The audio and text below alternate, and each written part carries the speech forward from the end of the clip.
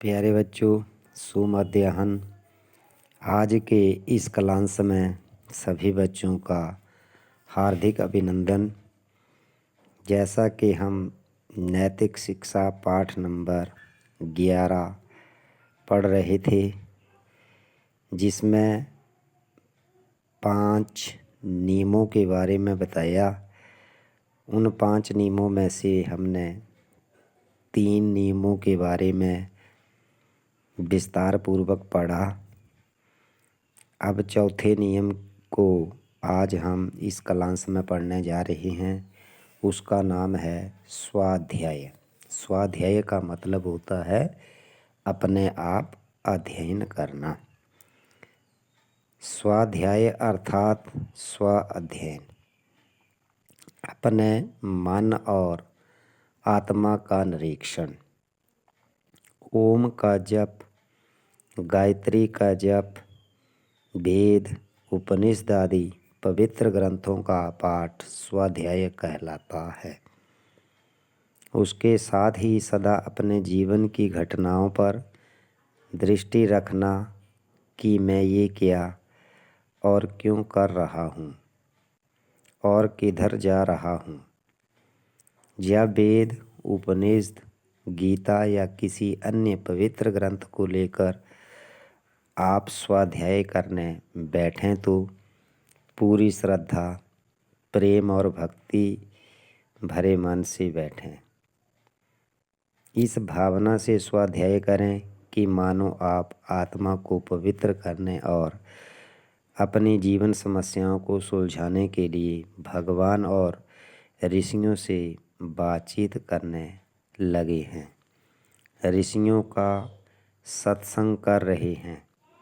तैत्तिरीय आरण्यक में लिखा है कि स्वाध्याय पाप से बचाने वाला है। शतपथ ब्राह्मण में तो यहाँ तक लिखा है कि मन में स्वाध्याय करने वाला व्यक्ति पराधीन नहीं होता। दिन प्रतिदिन अपने लक्ष्यों को प्राप्त करता हुआ स्वयं अपना परम चिकित्सक बन जाता है। चिकित्सक मतलब डॉक्टर। जिस ऋषि के बनाए शास्त्रों को योगी पढ़ता है, उसे उनके विचारों का प्रत्यक्ष ज्ञान हो जाता है। इसके फलस्वरूप उसे अपने कामों को करने में सहायता मिलती है। स्वाध्याय उत्तम सत्संग के समान होता है।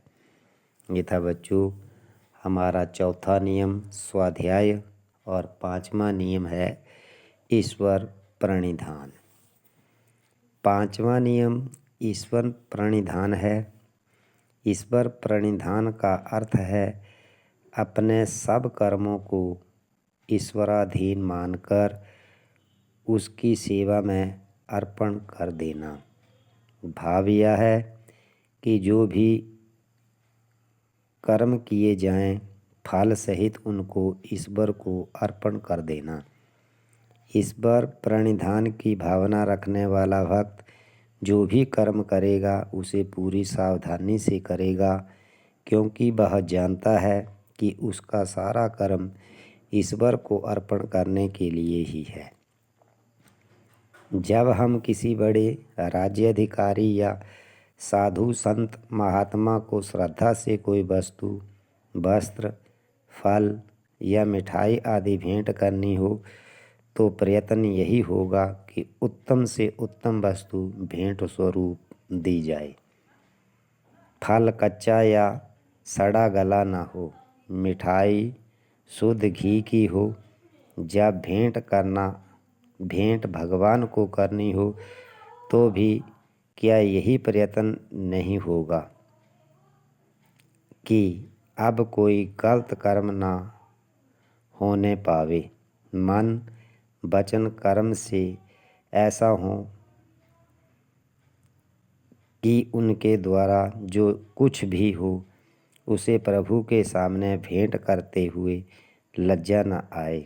अतः इस प्रकार ईश्वर को समर्पित किया हुआ भक्त उसी के लिए खाएगा, उसी के लिए पिएगा, उसी के लिए जिएगा और उसी के लिए मरेगा। गीता में कहा गया है, जो पुरुष सब कर्मों को परमात्मा को अर्पण करके स्वार्थ को त्याग कर कर्म करता है, वह जल में कमल के पत्ते के समान पाप से बचा रहता है। तो ये थे बच्चों हमारे पाठ नंबर 11 के योग की द्वितीय सीढ़ी नियम के 5 नियमों की व्याख्या, जिसके बारे में आप बच्चों ने भली भांति पढ़ा। बहुत अच्छी अच्छी बातें इन नियमों के बीच में बताई गई हैं। सभी बच्चे इन अच्छी अच्छी बातों का अनुसरण करेंगे और अपने जीवन में इन बातों को अपनाएंगे।